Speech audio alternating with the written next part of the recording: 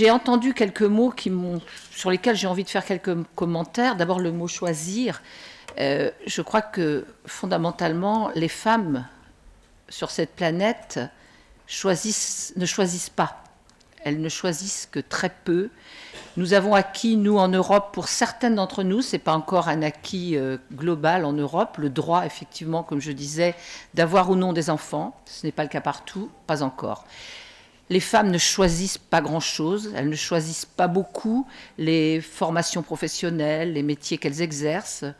On voit bien que malgré des résultats très brillants dans leurs études, elles sont ensuite orientées vers un certain nombre de professions qui sont moins valorisées dans la société et qui font qu'elles ont des salaires inférieurs, des conditions de travail plus difficiles. Donc je crois qu'on peut dire que les femmes ne choisissent pas beaucoup. Donc le choix, effectivement, ce n'est pas quelque chose qui se conjugue beaucoup au féminin. J'ai aussi envie de parler de violence. Vous avez beaucoup parlé de violence. Effectivement, la prostitution, en tout cas, c'est mon point de vue, est une violence contre les femmes. Et je me réjouis qu'au Parlement européen, au mois de février dernier, nous ayons adopté une résolution dans laquelle la prostitution est effectivement dite comme faisant partie prenante des violences contre les femmes. Donc ça, c'est un point important que nous avons, un acte que nous avons posé dans cette institution. J'ai envie de parler des acquis du féminisme, puisque j'étais effectivement... je suis entrée en politique par la cause des femmes, par le combat pour le droit à l'avortement et la contraception. Hein. C'est à partir de là que progressivement j'ai milité et j'ai commencé à approcher la politique de manière plus générale, parce que j'ai compris à l'époque que les hommes, les médecins, les juges, les hommes politiques décidaient de ce qui était mon intimité la plus importante. Et donc, c'est comme ça que je suis arrivée à m'engager. Nous avons obtenu un certain nombre de choses.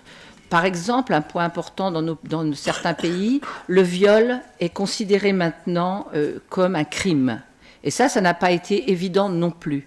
Et j'ai envie de revenir sur le mot honte, au moment où en France, les associations se battaient pour que le viol soit reconnu comme un crime. Il y avait un slogan qui était régulièrement prononcé, « La honte doit changer de camp ».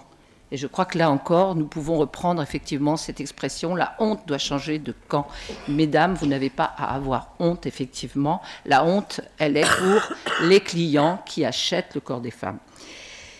Je voudrais dire un autre acquis important, c'est sur le harcèlement sexuel. On voit bien que maintenant, le harcèlement sexuel est déclaré illégal dans beaucoup de nos pays. Et c'est un point important. Donc il y a de nouveau une étape à franchir. Le XXe siècle a été un siècle important pour les femmes en Europe. Nous avons acquis un certain nombre d'avancées. Bon, j'oubliais le droit de vote, évidemment, et le droit de se faire de la politique, ce qui n'était pas évident non plus au début du XXe siècle. Mais le XXIe siècle doit être l'avancée que nous devons obtenir concerne cette question de la prostitution et de l'inversion justement des responsabilités. Je crois que c'est essentiel. Je suis très contente qu'en France, une loi va bientôt être adoptée aux environs du fin novembre. Hein, je pense que la loi va être adoptée par le Parlement français, qui va ressembler en tout cas à ce qui se fait en Suède. Et je pense que là, au moins, on va avancer sur quelque chose d'important. Moi, je suis une éducatrice. J'ai passé une bonne partie de ma vie dans l'éducation nationale. Et je crois fondamentalement au rôle de la loi dans la formation, dans l'éducation des jeunes. Et un pays où la loi dit qu'il est possible d'acheter le corps d'une femme, c'est quelque chose d'impensable pour moi. On ne peut pas dire à des petits garçons, à des petites filles, que la loi autorise cela. De la même façon qu'on ne peut pas dire que la loi autorise d'acheter l'œil ou un organe quelconque d'une personne qui est tellement pauvre qu'elle est prête à choisir, non, à subir une intervention pour donner un de ses organes. Donc, je crois qu'on en est là. Et moi, mon objectif, c'est un objectif de long terme. C'est une société égalitaire entre les hommes et les femmes. Je sais que ce n'est pas pour demain.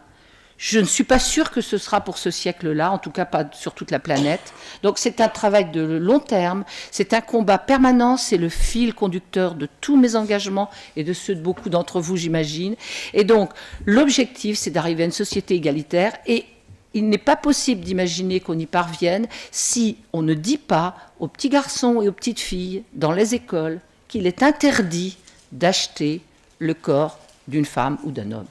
Donc pour moi, ça passe par là, et donc je considère qu'il faut le répéter, ce n'est ni une liberté, ni un droit, c'est un privilège masculin, c'est la domination masculine qui est là en cause quand on parle de prostitution.